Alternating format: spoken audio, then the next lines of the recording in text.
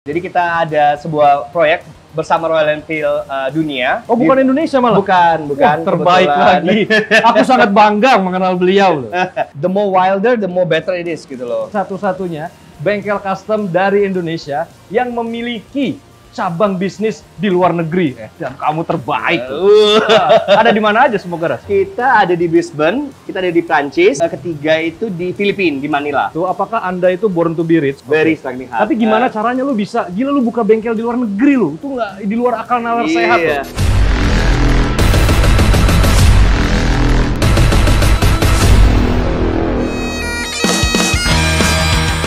Assalamualaikum warahmatullahi wabarakatuh. Balik lagi bareng gua Apang di channel paling gas John. Yes.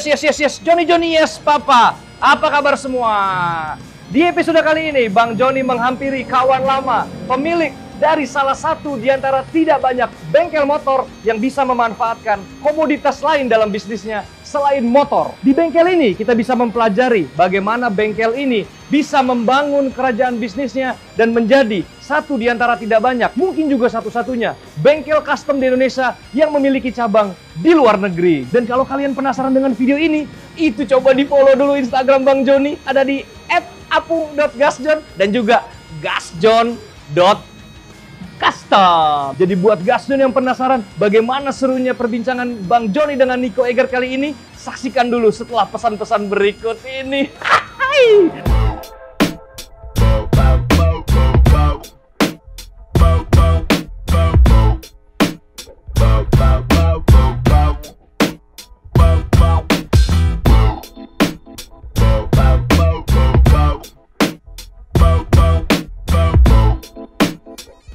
Johnny masih di channel paling ngocol, apalagi kalau bukan Gasjon. Yes, Johnny yes Papa, masih bersama saya Bang Johnny dan juga ini pada mau ngelayat ya pakai baju warna hitam-hitam nih. Bang Johnny sudah ada di Smoke Garage ya kan, dimana di salah satu bisnisnya itu ada lini usahanya itu namanya Smoke doang. Smoke yang menjual kopi.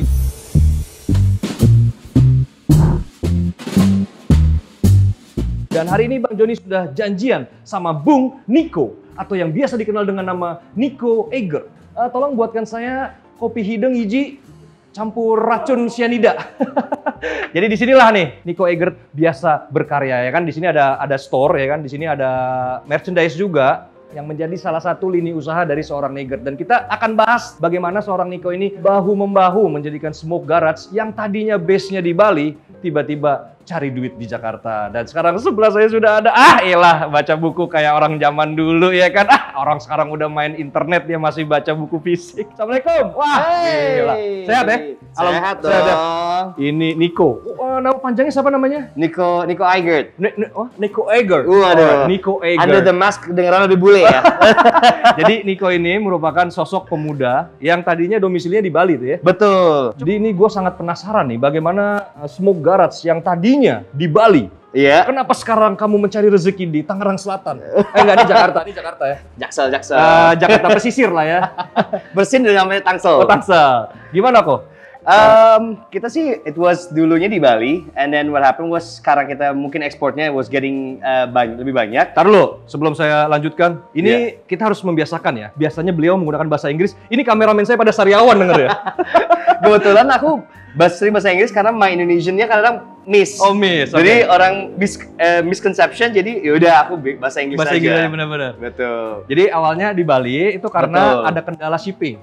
Betul, it was exportation. The harbor was paling dekatnya di Surabaya. So after that, we decided then to change the headquarters di Jakarta karena it's so much more closer to the harbor gitu for export. Tapi kita sebelum jauh membicarakan bagaimana seorang Nico bisa bicara berat seperti ekspor import ya kan. Kita bicara nih soal Nico muda. Lu pernah ngebayangin nggak Smoke Garage bisa sebesar ini?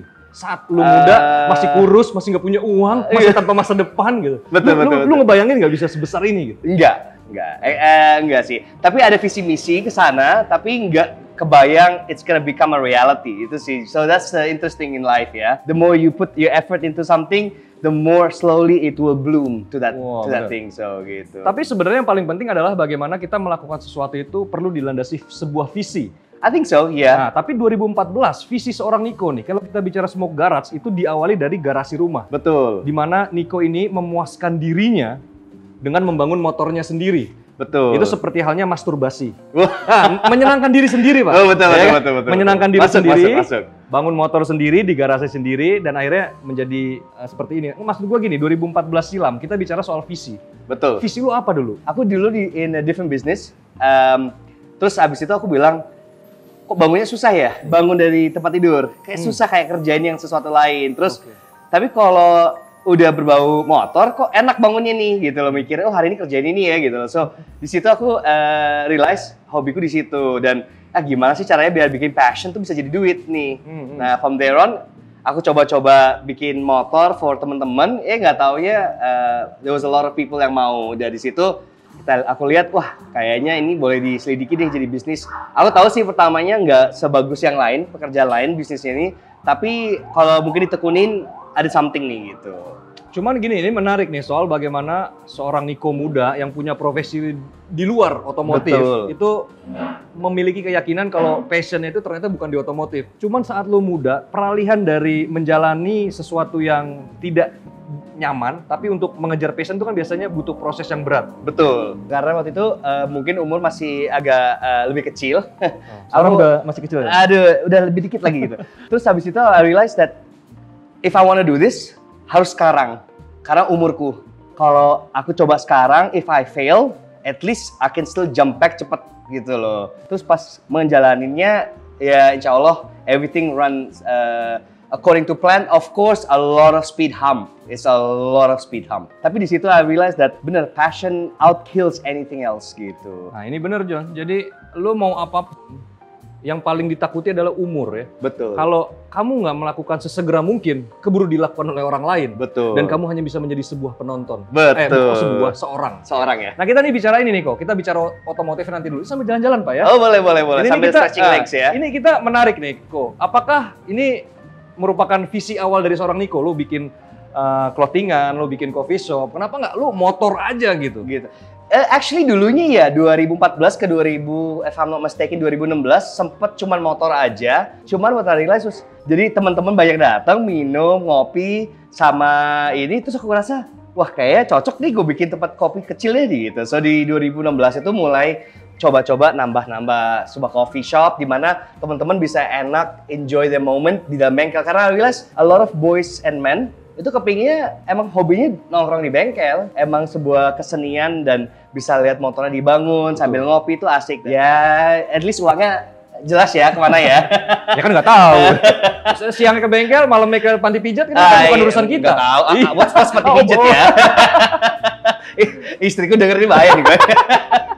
Tapi ya, after that kita mulai di clothing. Jadi what happened was banyak teman-teman dari luar negeri mungkin karena suka karya motor-motor orang Indonesia dan kebetulan juga Smoke salah satunya. Ya mereka ini minta sebuah goodies yang bisa dia bawa pulang dan merchandise lah ya. Merchandise. Jadi di situ kita mulailah t-shirt. Nggak taunya makin jalan. Nah gitu. tapi ini menarik nih John. Jadi bagaimana seorang Niko itu bisa membaca sebuah peluang. Maksud gue gini, nggak banyak bengkel atau workshop atau garage yang memiliki visi jauh ke depan gitu ya. Maksud gue, lo berkarya bangun motor, tapi sebenarnya ada banyak komoditas bisnis yang sebenarnya bisa lo korek gitu. Banyak orang mungkin kalau di bisnis itu they think that it's a journey from A to B gitu loh. Padahal what I've realized through business itu it's not A to B, it's actually A to Z to F and everything else comes involved. Jadi I think the trick is masuk dulu. Nanti sambil jalan, you'll see things start to open up the doors gitu loh. Dan itu yang penting jangan, what's the Indonesian word? Kokoh di dalam satu tempat yang comfort zone. Keep going, keep expanding gitu. Jadi selain bisa membaca potensi, juga teguh. Tahu teguh nggak kamu? Bahasa teguh. Indonesia teguh tuh. Tegas gitu ya? Bukan sih, teguh apa ya? Teguh Soekarno Putra.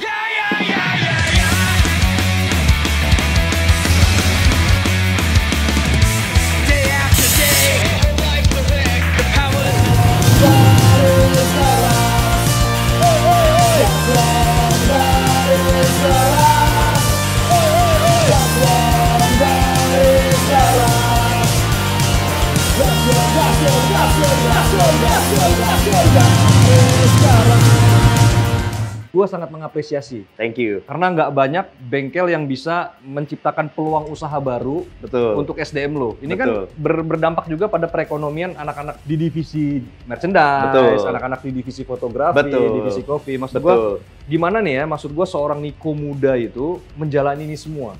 Karena ini kan nggak gampang loh. Betul. I mean, of course, personally, I have a help of my wife sekarang. My wife helps me a lot di bidang ini. Karena her knowledge is quite well juga. Dia juga mengajarkan aku untuk menambahkan hal-hal lain. Untuk juga bisa meng-create sebuah brand gitu loh. Jadi di situ bener dengan merchandising, dengan ada coffee shopnya, dan ada fotografi studio dan lainnya. It adds to the value of the brand. Tapi apakah nggak, maksud gua kalau lu bicara industri custom ya, berarti kan lu profesinya bisa disebut dalam tanda kutip seorang builder.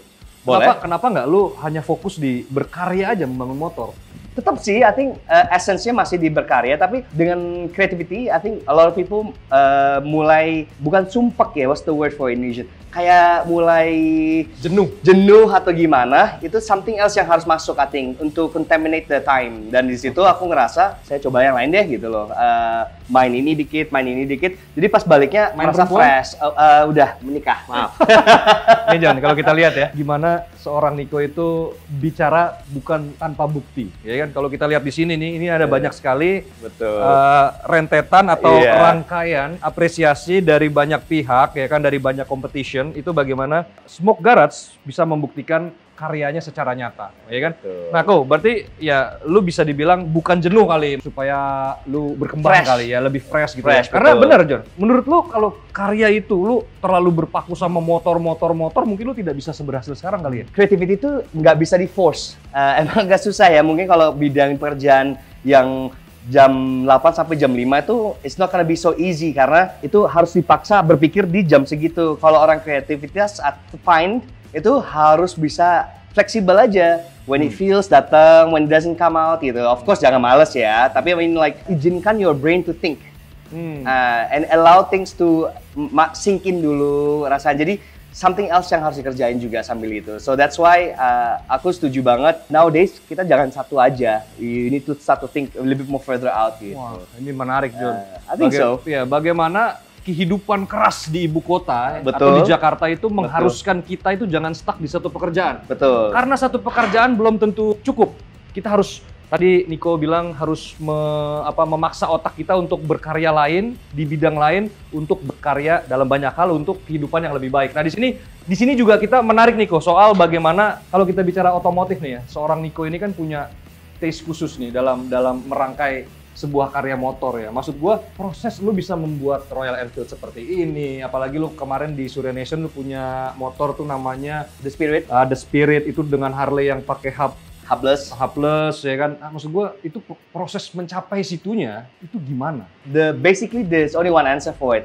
It's time. You become mature. I think karakter sendiri juga lama-lama maturitasnya mulai keluar. Dan kalau di bidang kita di otomotif itu individualismnya mulai kelihatan, jelas mulai there is a benang merahnya mulai kelihatan gitu. Karena mungkin when you're younger masih tasting everything. Nanti lama-lama udah tahu, oh I like this and this is where I am at gitu.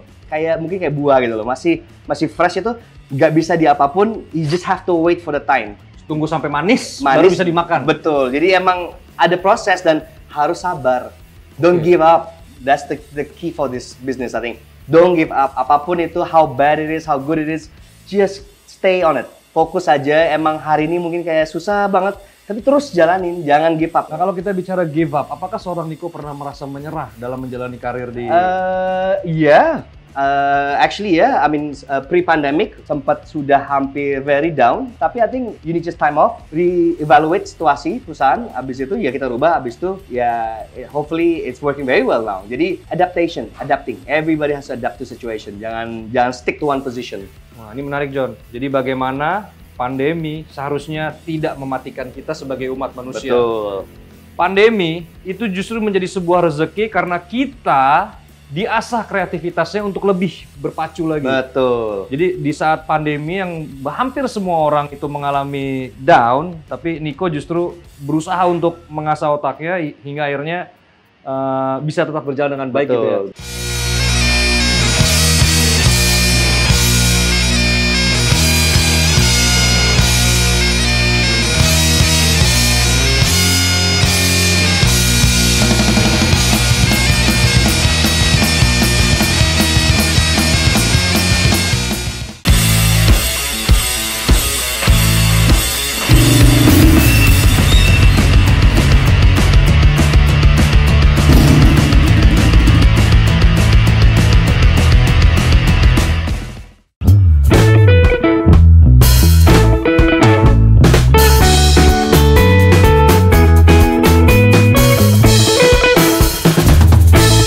Kalau merasa aman sih never ya, tapi a lot of friends yang explain to me, I'm sorry. Oh, batuk. Tidak batuk. Dia batuk. The golden year, everyone says to me 5 years. That's the golden year. Jadi apapun bisnisnya, kalau bisa pas the 5 years, kayaknya rintangan yang paling beratnya di situ semua. After 5 years, maintaining katanya gitu. Jadi, I don't know if it's true or not, tapi I felt always that was my patokan. 5 years, if I pass that point, I should be fine. Lolos gitu ya? Iya, lolos uji. Nah terus gimana caranya seorang Niko mempertahankan, ini kalau kita bicara bisnis gini kok, lu merangkak itu mudah. Betul. Tapi mempertahankan atau sustainnya ketika lu berada di posisi atas itu yang susah. Betul. Nah dan ketika lu sedang menikmati kesuksesan itu kan ada rasa jenuh tadi. Betul. Nah bagaimana seorang Niko muda itu menghindari itu semua? First of all, the most important is passion ya, I think. Karena passion itu is the core base. Apapun hobinya, itu pasti nggak ada berat gitu loh. Dan itu I find that is so important gitu loh. Jadi what I say, you know, Allah gave me so lucky for myself itu dia mengizinkan aku mencari duit di mana I don't feel it's a job. Jadi aku nggak merasa ini pekerjaan. Jadi aku merasa kayak wah ini sih the best kado dari siapapun bisa kasih ke aku ya, to be able to menjalani sesuatu yang aku enjoy itu. What you enjoy, it makes you happy. Jadi hal-hal yang mungkin tidak menyenangkan, you make menyenangkan terus karena you happy. Itu bagaimana caranya? Bagaimana caranya? Bagaimana tipsnya? Karena ini kalau kita bicara kalau nggak punya duit ya sedih-sedih aja gitu. Betul. Saya coba bikin enjoy dan I wanna be the best from that location or the best on that. Jadi my inner sense-nya itu emang dari dulu fight spirit-nya tinggi banget. Wah, itu mantep John. Jadi kalau kita bicara profesi apapun ya, tanpa adanya fighting spirit dari diri kalian itu nggak akan jadi apa-apa. Betul. Ketika kalian menemukan kata menyerah dan menikmati kata menyerah, habislah kalian ya. Betul. Karena we only have let's say 60 years of our life. That's it gitu. Kalau 60 ya kan? Iya, kalau 40 liwat, ya, amit-amit ya kan? Tapi intinya, I mean, think about it. We only have certain time, dan di waktu itu aja kita perlu celah. There is no second chance lagi. Wah mantap nih John. Jadi bagaimana benar-benar kita harus memanfaatkan usia yang diberikan Tuhan yang rahasia itu untuk berbuat sebaik-baiknya untuk diri kita, istri kita, keluarga kita, dan juga karyawan-karyawan kita. Betul. Oke John, jadi perbincangan ini masih akan sangat menarik di mana dari seorang Niko muda ini kita bisa mendapatkan banyak sekali inspirasi dan juga motivasi untuk menjalani berata kehidupan. Jadi buat kalian yang belum follow Instagram Bang John ini, ada di apa Instagramnya Cang Ali? apung.gasjon dan juga gasjon.custom. Dan buat kalian yang tertarik dengan merchandise dari Gasjon, itu bisa kunjungi Shopee dan juga toko Pak Dedi, iya kan namanya Gasjon Custom. Dan buat kalian yang masih penasaran bagaimana serunya seorang Niko berkarya di motor, abis ini kita akan menuju ke workshopnya untuk melihat bagaimana karya-karya realnya dari seorang Niko. Saksikan terus setelah pesan-pesan berikut ini.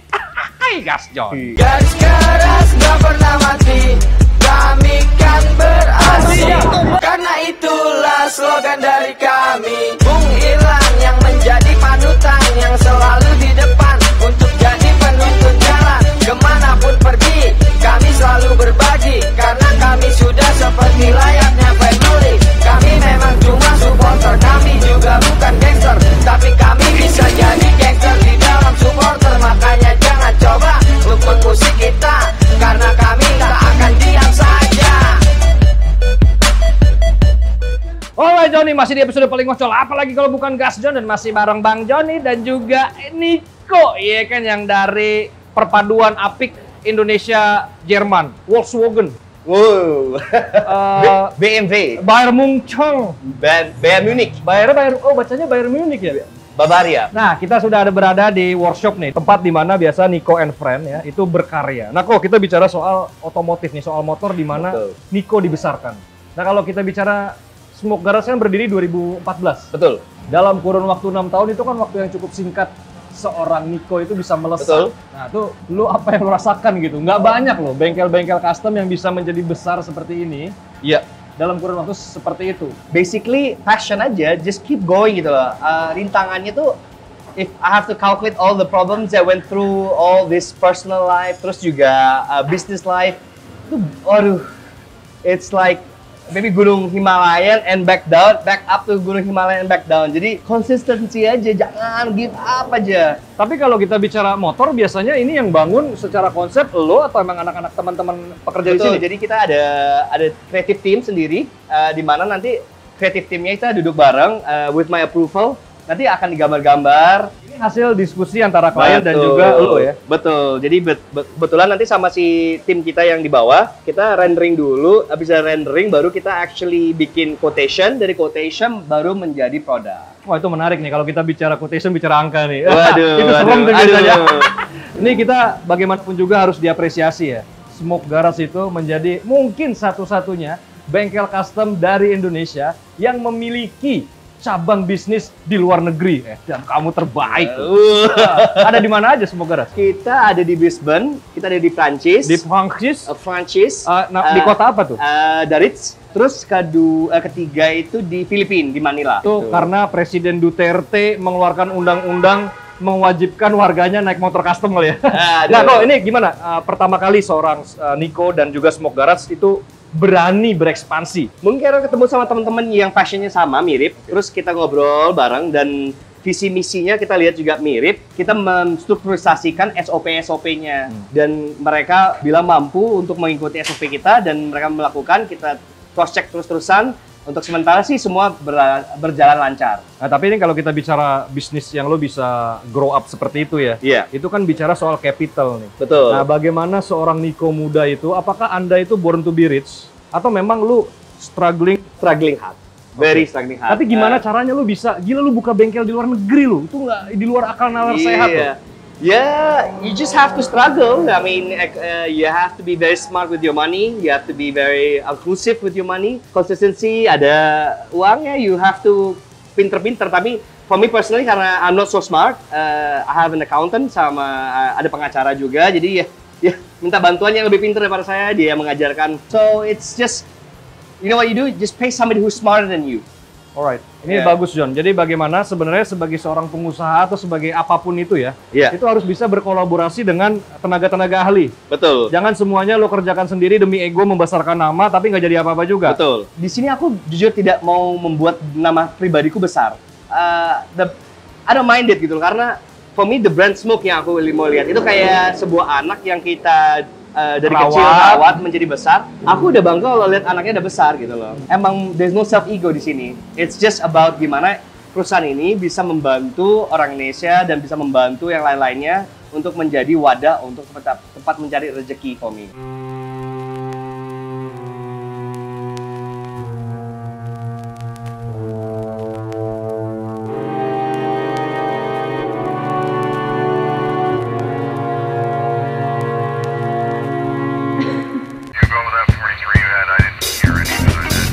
Ya, jangan kering.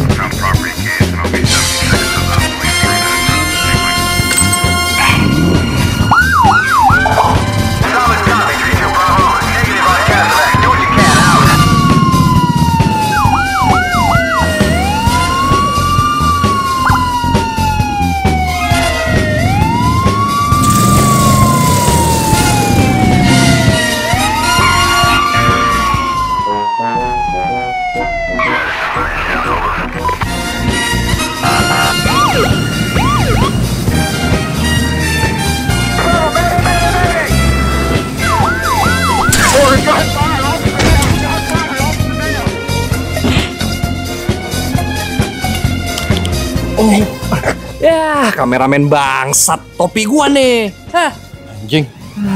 Topi Bang Joni nih. Ini bukannya motor yang katanya lu berkolaborasi dengan Royal Enfield? Betul. Jadi kita ada sebuah proyek bersama Royal Enfield dunia. Oh, bukan Indonesia malah? Bukan. Wah, terbaik lagi.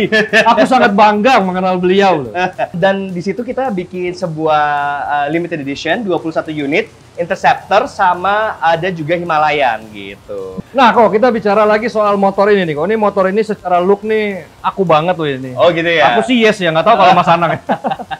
Ini gimana kalau untuk mendapatkan limited edition? Basically pertamanya harus datang di kebetulan di Royal Enfield di Indonesia sekarang ambil alih sama Nusantara.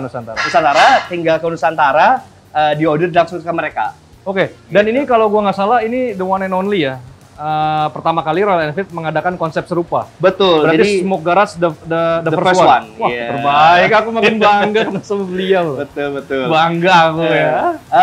Iya. Kalau bengkel lain kan biasanya cuma assembly doang, beli kit biasanya, Betul. knalpot kitnya. Betul. Nih kalau boleh tahu harganya sama yang standar beda berapa? Jadi itu dari motor standar penambahannya 40 juta tanpa pajak. Beli ya? Udahlah. Pakai Kredivo bisa nih? Pakai home credit? Bisa dibantu.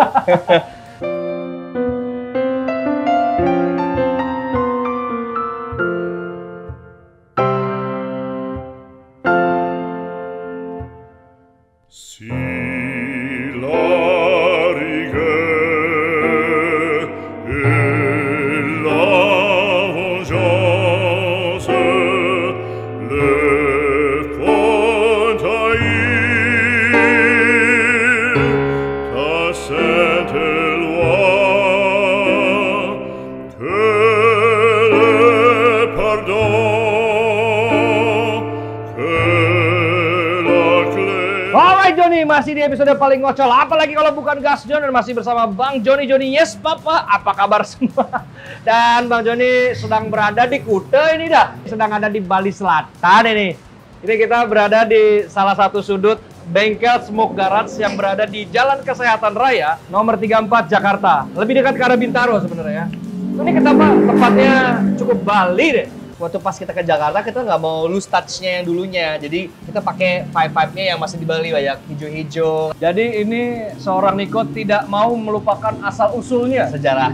I think it's just cool gitu, karena di luar ya kan, kebetulan banyak yang naik motor tuh juga perokok, nyari outdoor. Jadi kita emang ekspansi outdoornya yang besar gitu. Nah, kok ini kita bicara Smoke Garage lagi nih, kok. Ini menarik nih ketika lo membuat sebuah kultur atau culture ya, yang menurut gua bisa dibilang agak-agak deus nih. Maksud gua lo Kita mungkin ada similaritas, tapi beda sih. Segmennya beda, everythingnya beda. I think the culture is not just about motorcycle anymore. It's all about just being passionate gitu loh. ya, jadi ini bener John, bagaimana kita berbisnis atau khususnya pelaku usaha di bidang custom culture atau motor itu tidak saja menjadikan motor sebagai komoditas utama sebenarnya. Memberikan ruang berkarya untuk teman-teman muda untuk berkarya seperti fotografer-fotografer muda tadi, atau vlogger-vlogger yang mau berkarya di sini silakan. Betul. Termasuk ini ruangan yang juga disewakan gitu ya. Betul. Maksud dan tujuannya apa? Karena kan kita akan makin dewasa dan more mature, kita juga perlu orang yang baru, yang kreatif, dan the younger crew itu have so much more creativity than us gitu loh. And that's what we wanted to help, membantu mereka, dan kita juga bisa mendapatkan input dari mereka apa yang what's happening, dan itu something interesting gitu loh. Jadi we are always adapting to the new situations, and that's why anak muda ini adalah the best platform. Tapi seorang Niko nggak khawatir nggak kalau lu malah terlihat bodoh di depan anak-anak muda yang biasanya lebih liar secara kreativitas? Enggak, justru I like it. Karena mereka bisa benar-benar push the boundaries.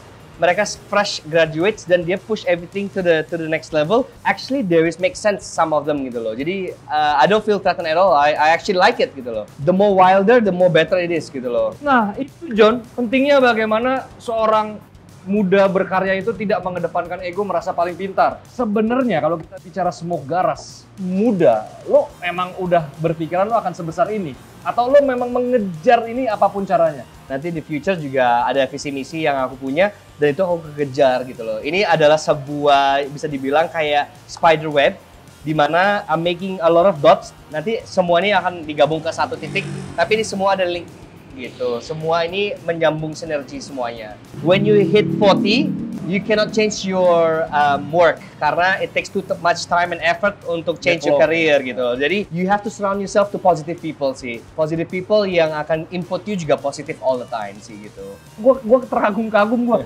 Kita nih Gas John udah kebanyak ke bengkel custom, udah kebanyak orang hebat, tapi visi dan misinya ini luar biasa, dan lebih luar biasanya lagi lu bisa menjalankan itu gitu. Betul. Karena biasanya orang punya visi banyak belum tentu bisa jalanin gitu ya. Betul. Ya, jadi ini patut diapresiasi John, bagaimana seorang Niko dari Smoke Garage itu bisa teguh terhadap pendiriannya tanpa tergoda, ya kan? Tetap bisa inline terhadap goal dan cita-citanya nih. Dia juga bilang tadi bagus banget, ketika lo semakin tua, itu sudah tidak ada lagi waktu untuk mencoba-coba terhadap profesi baru. Betul. Kalau lo menentukan sebagai pelukis, sebagai kameramen, sebagai builder, sebagai apapun di usia yang sudah semakin tua, serius lah Pokoknya dari lubuk hati Bang Joni yang paling dalam mendoakan semoga Smokeras Terima segera kasih, IPO. Terima kasih. Segera masuk di lantai bursa saham. Oke John, jadi itu aja perbincangan saya bersama Nico Egert. Sukses selalu pokoknya. Terima kasih. Semoga apa yang Anda jewantahkan bisa menginspirasi banyak generasi muda. Ya, hopefully. Jadi mindsetnya lo bukan cuma sukses dan besar di dalam negeri, Betul. tapi di luar negeri. Kamu jangan hanya saja interlokal, tapi internasional. Gitu ya. Jadi itu aja John, semoga dengan tayangan ini, perbincangan saya dengan Nico ini bisa memberikan kalian banyak wacana baru, harapan baru, dan juga inspirasi untuk tetap konsisten dan juga berkomitmen dalam menjalani karir apapun yang kalian lakukan. Dan buat kalian yang belum follow Instagram Bang Joni ada di apang.gasjon dan juga gasjon.custom. Dan buat kalian yang tertarik dengan merchandise keren dari Gasjon, itu bisa kunjungi Shopee dan juga Tokopedia ada di Gasjon Custom. Terima kasih banyak buat kalian yang sudah nonton, sudah like, dan sudah subscribe. Karena tanpa kehadiran kalian, kami bukan siapa-siapa. Seperti biasa, jangan pernah buang sampah sembarangan, patuhi peraturan lalu lintas, dan sayangi keluarga kalian. Bang Joni izin pamit. Wabillahi taufiq wal hidayah. Wassalamualaikum warahmatullahi wabarakatuh. Gasjon, assalamualaikum. Gasjon dari darat. Gasjon dari darat. Gasjon dari darat. Gasjon dari darat. Ku bangga, ku sekuat baja. Gasjon hadirkan kebanggaan. Integritasku siap untuk menantang. Gasjon rajin keberanian. Wawasanku bekal masa depanku. Gasjon tinggikan kecerdasan. Diriku bangga, ku tunjukkan dunia. Ayo mari kita bertengkar.